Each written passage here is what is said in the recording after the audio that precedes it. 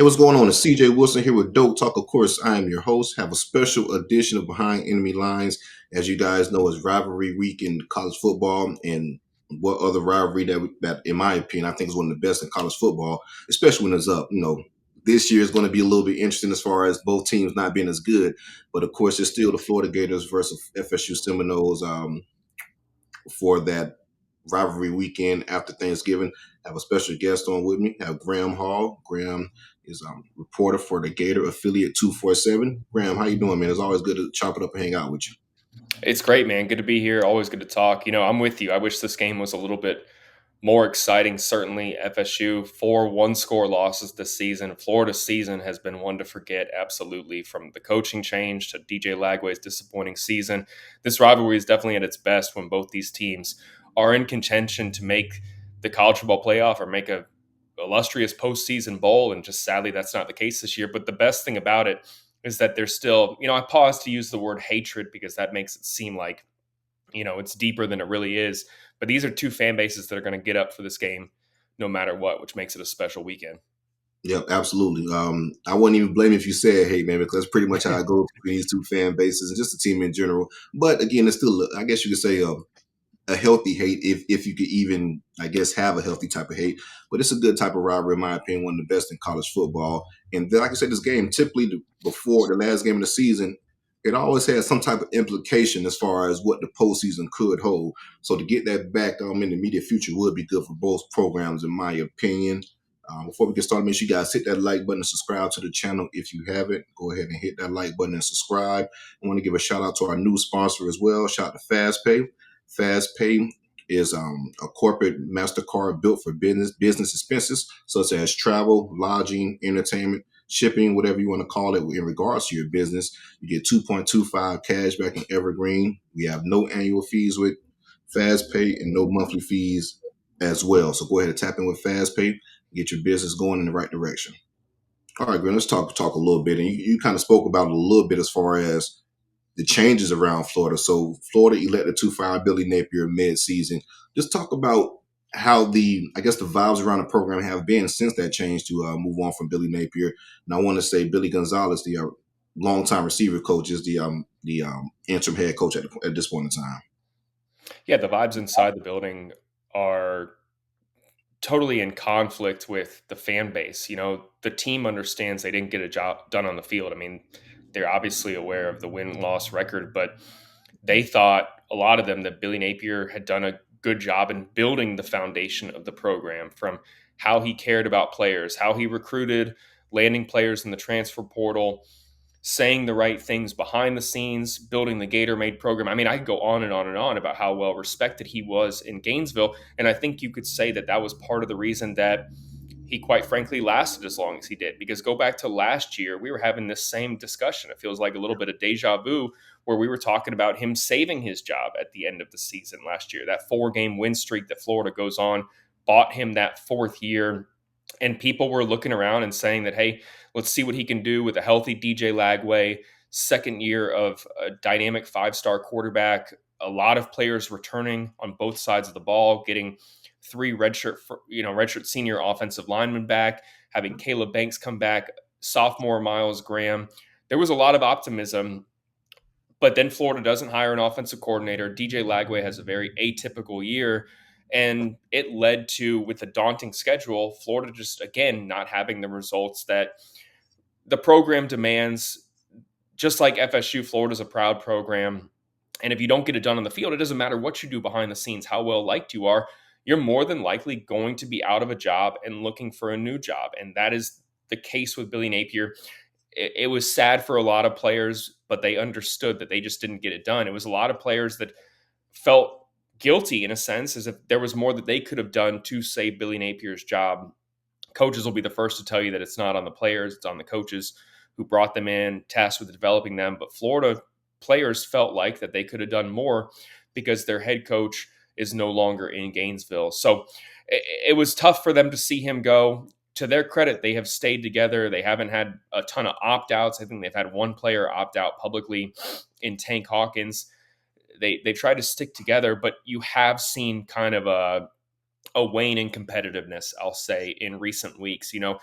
They looked pretty good against Georgia, didn't make enough plays in that game, but then they go on the road to Kentucky and Yeah. just are absolutely embarrassed to a Wildcats team that, like Florida, was 3-5.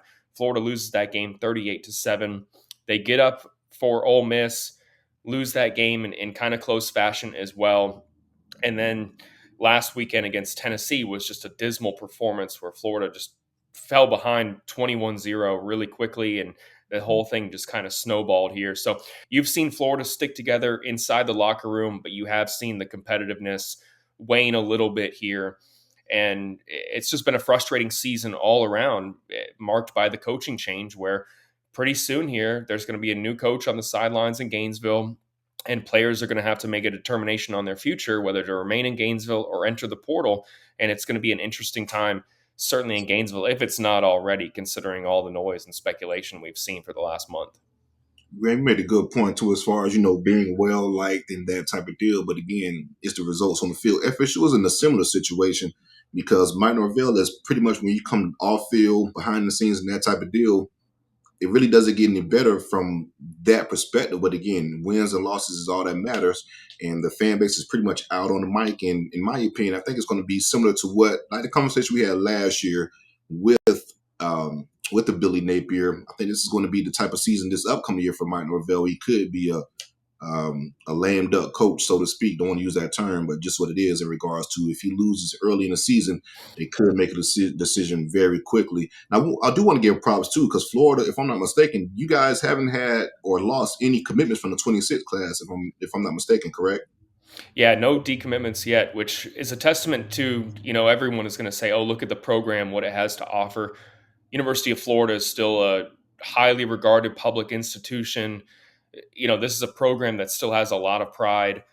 And I think those aspects combined with the speculation about who could be the next head coach, you've seen a lot of players, prospects, wait to make a decision on their future. Now, if that happens, where a coach comes in and either the coach decides to not take someone's commitment or a recruit decides that they don't want to play for a certain coach, it's really interesting because they're going to have like 72 hours maybe Yeah, to make a decision. to back out or flip and then sign on Wednesday, with early signing day being so early this year, December 3rd.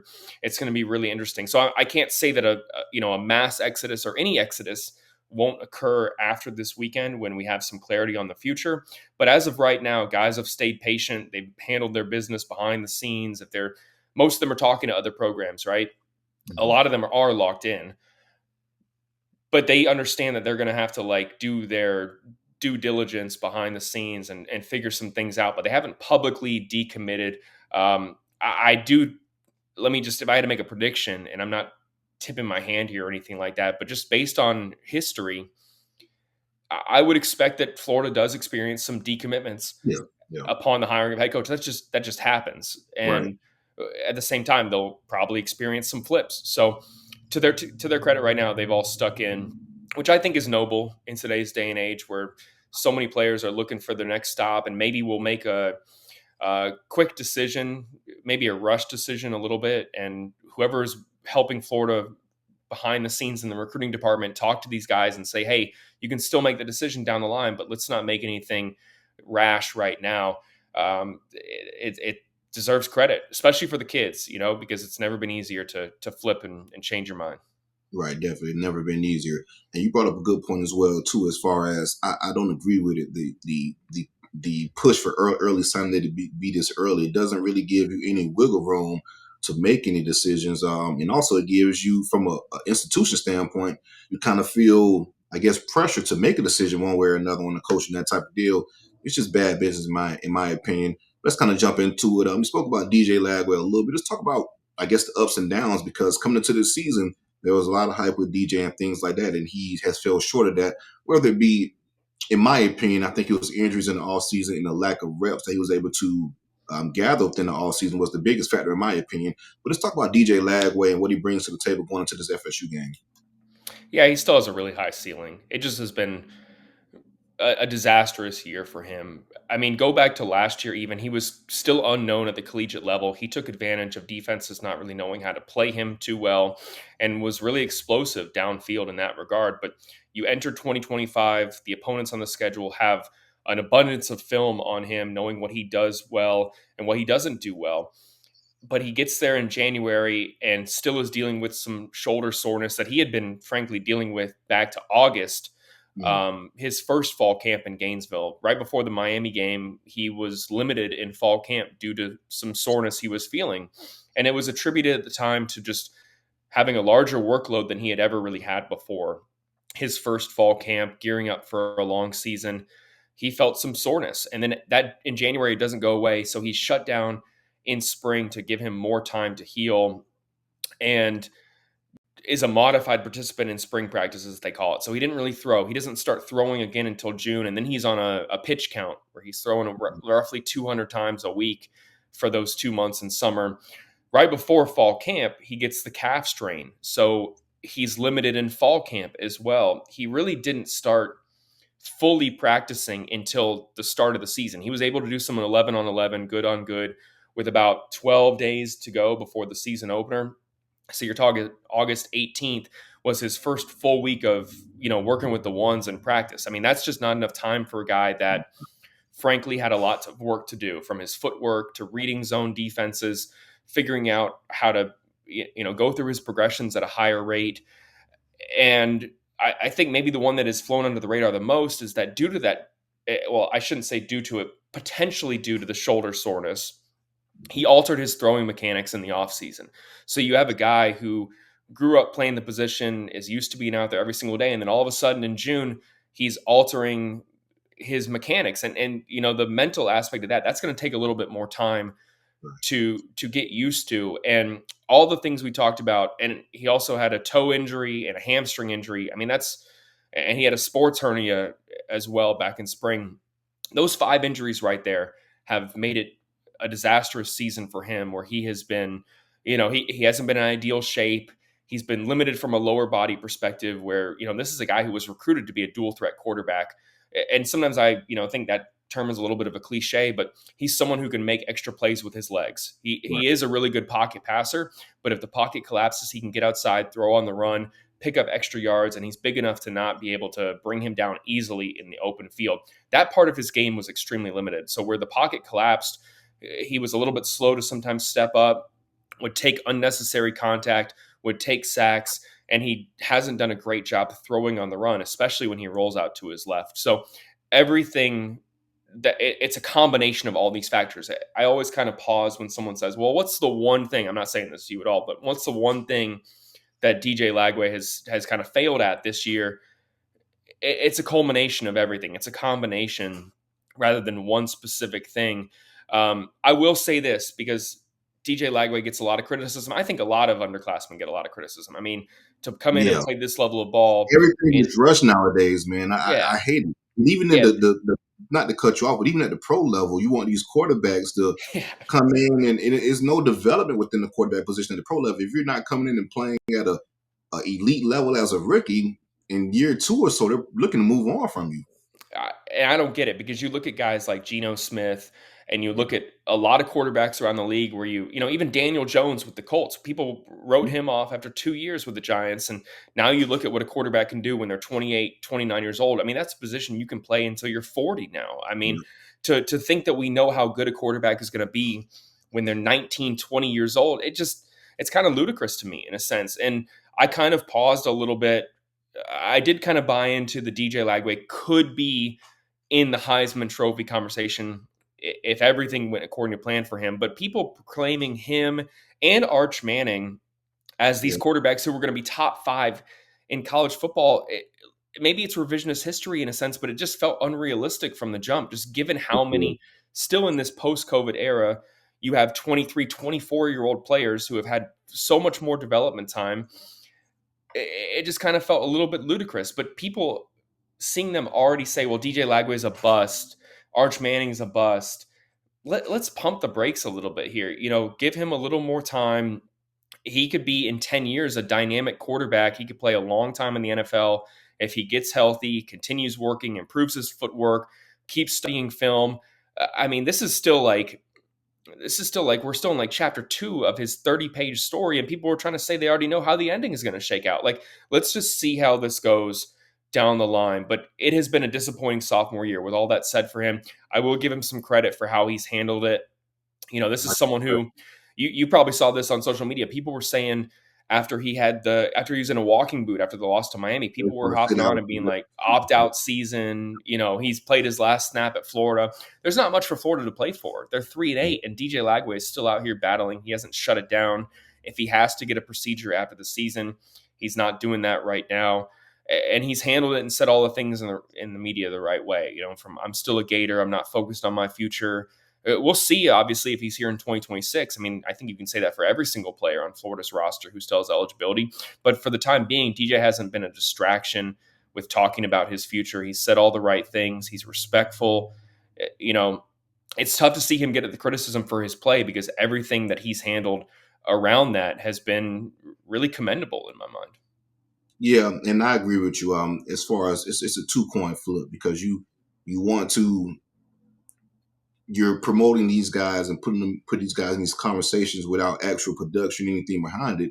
Then on the flip end, you want to write these guys off because it didn't go the way you thought it would go based upon the hype itself and not the work and not give them time to develop and that type of deal. So again, you can't have it both ways in regards to you want these kids to you put them in these conversations very early. Then on the flip end, when it doesn't pan out because they're still very young, they're not going to be this type of player or you're writing them off. So I agree. It shouldn't go that way at all. And you brought up a good point as well, too, because I'll admit I was one of those ones that thought he would possibly opt out due to how the season would go. But he's been handled like a professional, to say the least. I have the utmost respect for DJ, how he handled the season and also the coaching change and just everything around him. A true leader, in my opinion, at a very young age. Let's move on to the running back position in this guy. DJ Lagway has been struggling, but the running game has been very good with Jaden Ball. He's one of my favorite backs to watch, even though he's a Gator, man. This guy is tough to bring down. Let's talk about the running back room and what he brings to the table as he's flirting and it has a very good chance against his Florida State defense to crack the 1,000-yard rusher for the season. Yeah, Jaden Ball is 96 yards away from being Florida's first 1,000-yard rusher since Kelvin Taylor in 2015. Feels like a long time, certainly. Florida has had multiple running back coaches who have always stressed that by committee approach. And I think that maybe the downside of that point is that Florida hasn't really been able to do that a ton this year. I mean, Trayon Webb, who was Florida's second, back on the rotation last year, has been out for the entire season with a hamstring injury. Duke Clark has been banged up. He had an upper body injury, I want to say a shoulder injury, and hasn't really been able to play.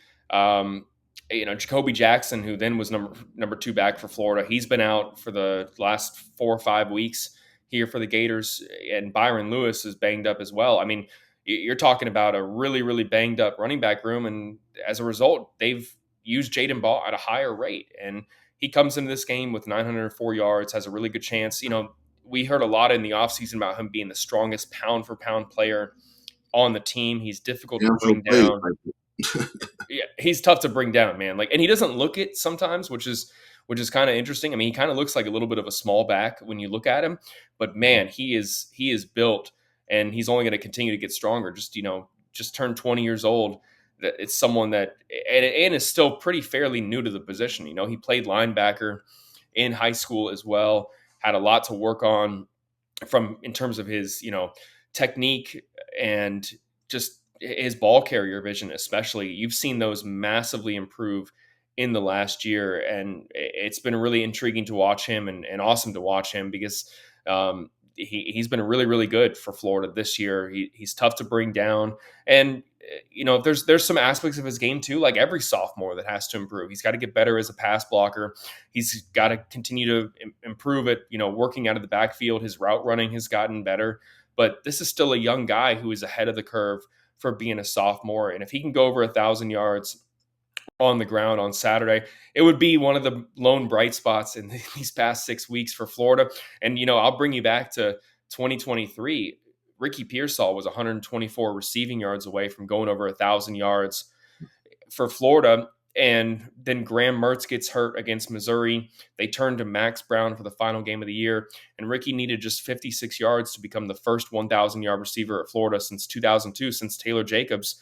Yeah. And Ricky Pearsall just has one catch for 17 yards against FSU. He was visibly upset that he didn't get the 1,000 receiving yard mark after this game. If Florida doesn't get that and say they do lose to FSU, it's going to be disappointing for more reasons than just the outcome.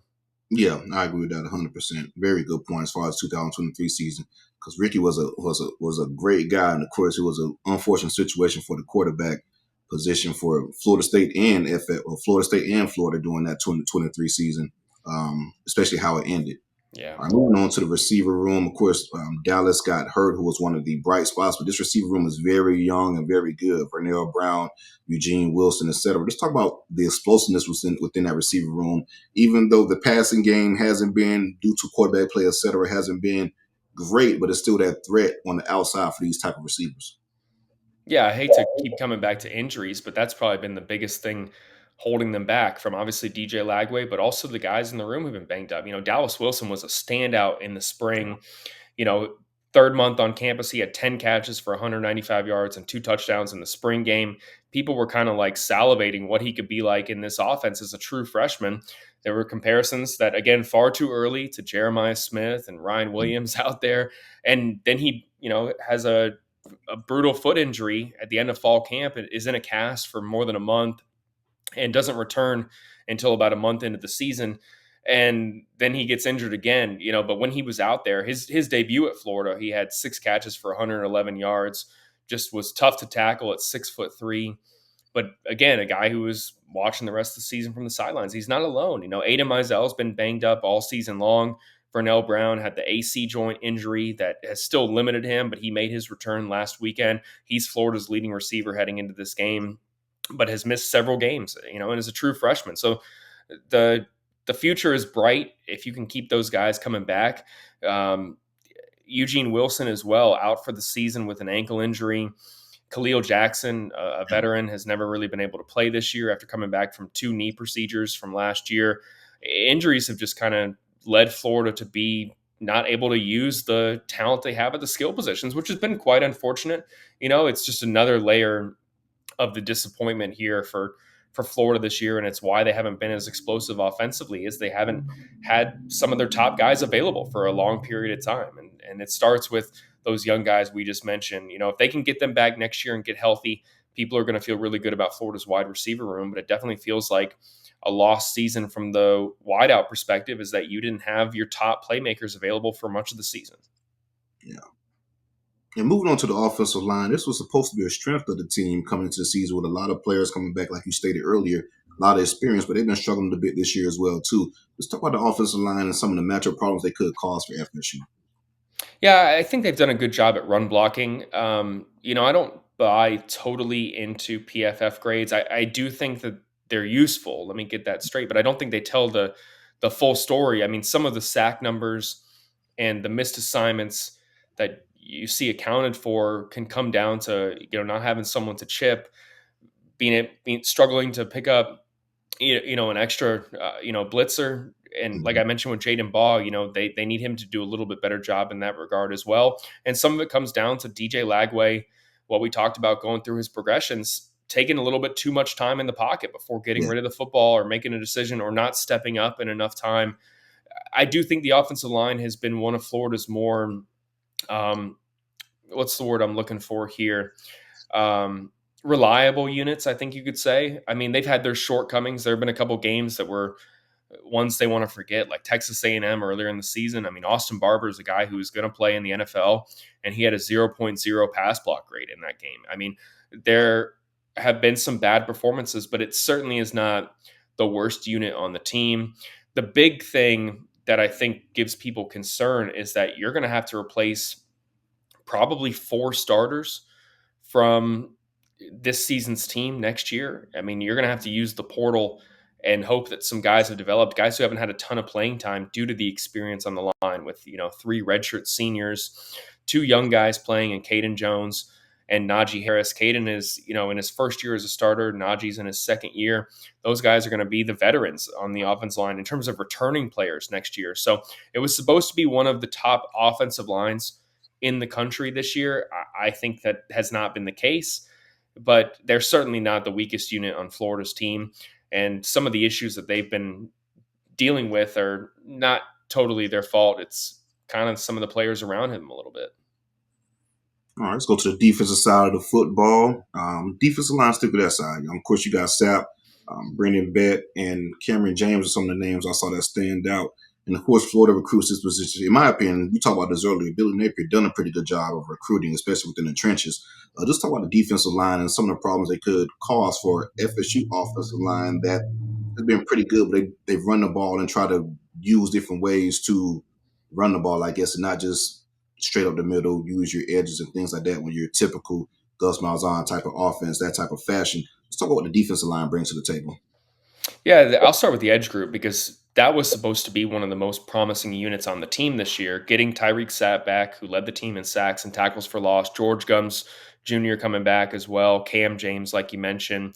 LJ McCray, a sophomore that everyone was really high on, a former 5-star guy, the second highest rated signee behind DJ Lagway in that 2024 class.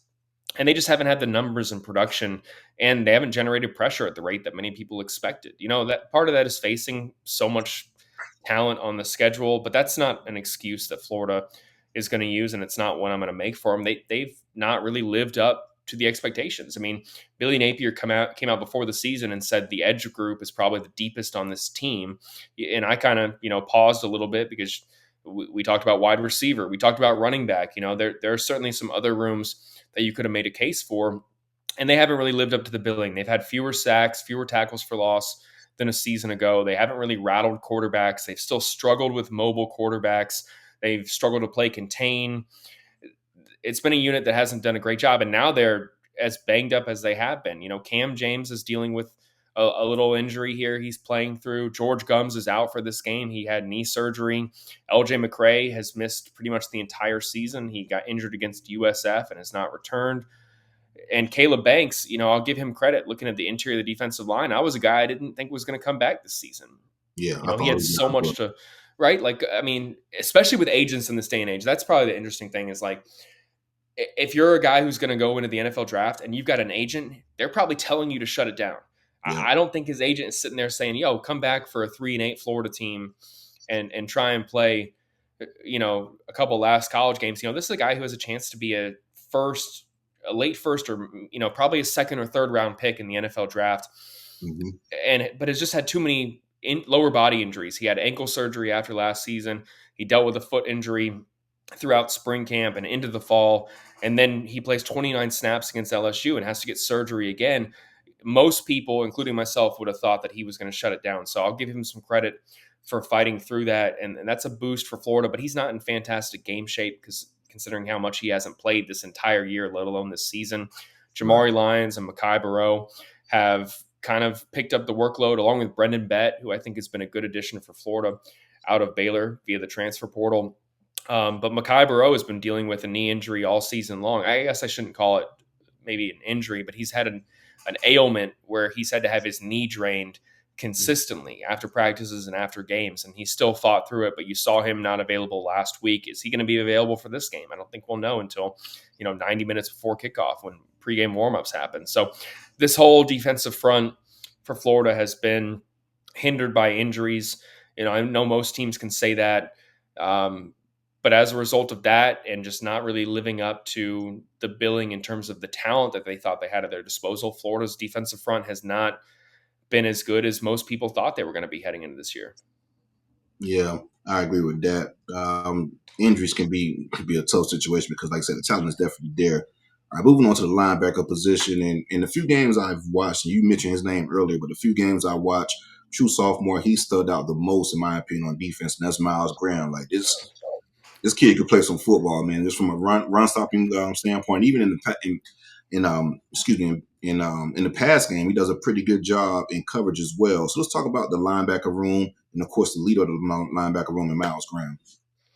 Yeah, I think you could make a case that Miles Graham has been Florida's top defensive player all year long. And to say that about a sophomore, everything we just said about DJ Lagway and Jaden Baugh, to do that as a sophomore makes it even more impressive in my mind. I mean, he has done a better job stepping up at his position, with Grayson Howard being out all season long pretty much due to Uh, not really being back after having that injury last year.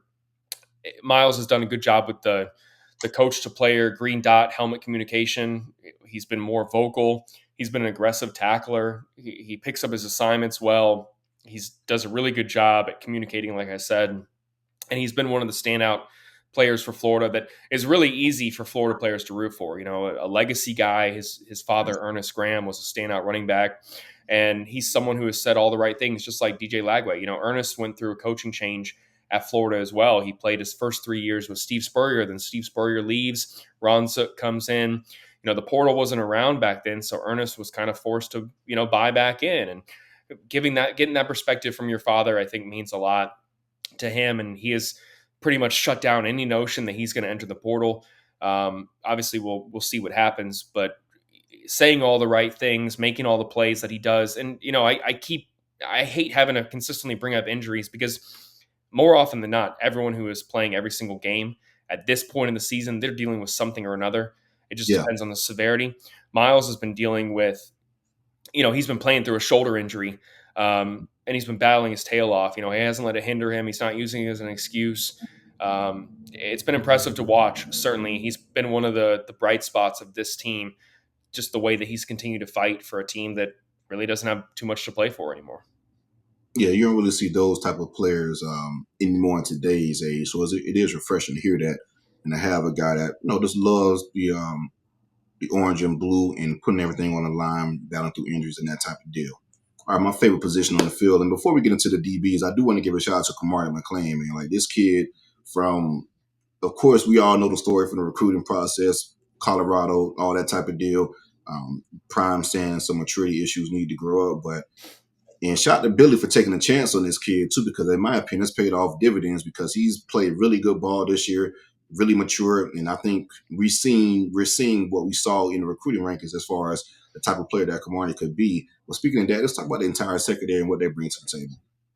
Yeah, first with Cormani, I mean, shout out to him, because he had such a tough start in college. Didn't get the early, spring camp at Colorado, and then they're like, "You're starting anyway." I mean, you're a 5 star, you're going to play, and he got beat up out there. I mean, Yeah, not even just on the field, inside the locker room. I mean, that's a guy that had such a rough go there, and people were already writing him off after his freshman year, saying he was a bust, and he didn't really have a lot of opportunities after Colorado, and Florida took a chance on him, minimized the risk by him being a preferred walk-on with a chance to earn a scholarship after the year. And I think it is a testament to everything that the Billy Napier program was about, is that they surrounded him with leaders, they held him accountable, they tried to focus on the maturity aspects, having him get better as time went on. And you really saw it pay off this year. I mean, he had a really big opportunity in spring with Dijon Johnson out. He's contending for the starting job. He's rotating in early. He played nearly 500 snaps this year.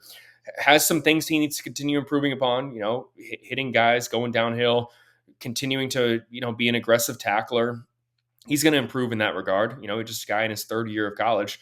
But it has been a good season for him, and it's one of the bright spots of Florida, and it's a validation of the quote unquote culture at Florida, is that he has grown up in front of everyone's eyes and been more mature, and his best days are in front of him on the football field. But he's not going to be available on Saturday for Florida, and neither is Dijon Johnson. And we'll see about Devin Moore. Devin Moore has been banged up, certainly. I do think Devin Moore is going to play, but another guy who's ailing, and you're going to probably see a lot of young cornerbacks in there on Saturday, whether it's Ben Hanks, whether it's potentially Teddy Foster, whether it's Javari Flowers. I think Javari Flowers is going to play a ton on Saturday, and that's one of the youngest guys on the team. He reclassified I from the remember. 2026 class. I mean, he may just now be 18 years old. I mean, that's a tough position to be in, playing 50 plus defensive snaps as a true freshman who's been on campus for 6 months. But that's the situation Florida's in. Losing guys due to injury, you're going to have guys step up, and you're just thankful that it's at this point in the season rather than from the jump, because they actually have a lot more time to get everything right. And I think that Flowers has improved as the season has progressed. It's certainly not the only position in the secondary where Florida's banged up. We can talk about safeties here in a second, but Florida uses that star nickelback position a whole lot. And Aaron Gates, who was one of their top defensive players last year, he's been out for a lot of the season. He's been dealing with an injury that he suffered, I believe, against Georgia, and I don't know if he comes back. I doubt it. On Saturday, he's been out, hasn't really practiced. He may be done for the season, more than likely, and they're going to have to use Sharif Denson at a high rate, along with Lagonza Hayward, another true freshman who's playing both at star and safety for Florida. So it's a banged up secondary, and it's left people, I think, wondering what could have been if they had everyone available all season long and everything had gone according to plan for Florida. All right, Graham, let's kind of wrap it up a little bit and kind of get into your score prediction of this game. It's crazy to kind of predict this game, right? Especially how both teams been playing. But even if you don't give a prediction, just let me know what you're feeling for this game and how you feel like it could play out. I think it's going to be a close game. Maybe this is a cop-out. I think it could come down to whichever team makes the fewest boneheaded mistakes, man. I mean, watching these two teams, I agree with you 100%, to be honest with you. I don't see either of them coming out and this being like a coaching masterclass where one of them just beats up on the other one. I certainly don't think Florida's going to beat up on FSU. FSU has more to play for. I don't know how much a bowl game matters to the FSU fans, but with so many players on this roster up in Tallahassee, yeah, and they'll benefit from extra practice. Maybe they don't want to practice when they're 6-6, but as a coaching staff, you want to be able to work with these guys as much as possible, and I do think that is an incentive. Is in this day and age, everyone talks college football playoff or bust, but there is some stuff to be gained from playing in a postseason bowl in general. I think that if I'm Mike Norvell, I'm a little bit fired up last year at the flag plant. Remember how wild that was? I mean, I'm sure he would love to come and plant the spear at midfield at Ben Hill Griffin Stadium and take advantage of a Florida team that just has not been able to live up to the billing. I mean, if I had to give a score prediction right now, I've wavered a little bit. I was going to say 17-13 FSU recently. Around the area too. I think Florida's is going to score a little bit more than that. I think they're going to try and get Jaden Baugh the ball 30 times. I think DJ is going to have a better game. I think that this FSU defense is good. Maybe that's not the notion up there in Tallahassee, but they have playmakers out there. I think that they're going to, win the turnover battle, and I think they can take advantage of a short field. I think Tommy Castellanos has done a good job in some metrics, and I think that they're going to, maximize their opportunities. I do think they get a narrow victory in Gainesville, but let me just say, and again, this is a cop-out, I could easily see this game going either way. Florida wants to end the season on a high note. They want to send the redshirt seniors out on a high note. Billy Gonzalez is well-liked, highly respected, national championship winning assistant. There's not often that you talk about an assistant coach who came back for not another stop, but another stint. This is his third stint in Gainesville. They want to get him a win as, an interim head coach. This is the last opportunity to do it. How much of a factor is that in this game? I don't know, but I do think that Florida is going to be more motivated than they were against Tennessee. But again, after that performance against Tennessee where they got carved up, it's hard for me to be like, yeah, Florida's going to win this game. I think it'll be close, but I could easily see Florida being disappointed. I could even see them losing by double digits here on Saturday. But it is a hard game to get a read on, in my opinion, just because both teams are prone to just kind of shooting themselves in both feet continually here. Yeah, I agree in regards to that. And to your point, FSU defense, like I said, the fans don't really agree with this, but the defense has been performing very well as of late. They struggled early in some games. Tony White, of course, in my opinion, he had the most to deal with from a deficiency standpoint on the roster and did a really good job of kind of working around that for the tail end of the season. But this is like a tale of two cities with FSU as far as playing at home and playing on the road. Like, they really stink it up on the road, act like they don't know what the hell is going on forward thus far. But then on the flip end, like you said, Florida has been struggling as well too. I can see this game going either way, a blowout for Florida, a blowout for Florida State, or a close game either way. I go 21-20 Florida State, and that's just me being a homer and not wanting to go with the Gators at all. Because again, we're 0-4 on the road until we actually show we can win on the road. I don't feel too confident. But Florida State does have something to play for as far as the bowl games and things like that. So we'll see how it plays out. Graham, is always a pleasure. Let the people know where they can find you at. Hey, man, it's always a good time to talk for sure. Swamp247, we're running our best deal of the year right now, 75% off. You can come join the message board community, rant about the game, talk about Lane Kiffin, coaching search, whatever you want over there. We'd love to have you over there. And got basketball coverage coming. I'll be sitting at the Thanksgiving table covering Florida basketball versus TCU out in San Diego. And coaching search, we'll see how it wraps up this Saturday. It's going to be a really interesting time. But, man, yeah, it's always a pleasure talking to you. This is going to be an interesting game. I think we both agree that no matter how it shakes out, it's hard to predict, which Yeah, those are the best games in my mind because you actually want to watch because you don't know how it's going to go. right, Watching a number 5 ranked team take on a 3-8 team, that's no fun for either team because if you don't blow them out and you're the number 5 ranked team, you're going to be right, disappointed in some sense. And right. this is at least going to be intriguing and it's a rivalry game, so I'm looking forward to this one on Saturday. Yeah, the entertainment will be there for sure. And Gator fans, make sure you tap in with Gator 247, like Graham stated. It's a very interesting times in Gainesville as far as coaching searches and that type of deal. Once a decision is made after this weekend per Lane Kiffin, that's just the tip of the iceberg. You got to hire staff and all that type of deal as well too. So make sure you guys tap in with Graham. He'll have all the inside heat. Again, make sure you guys like and subscribe to the channel. Go Noles.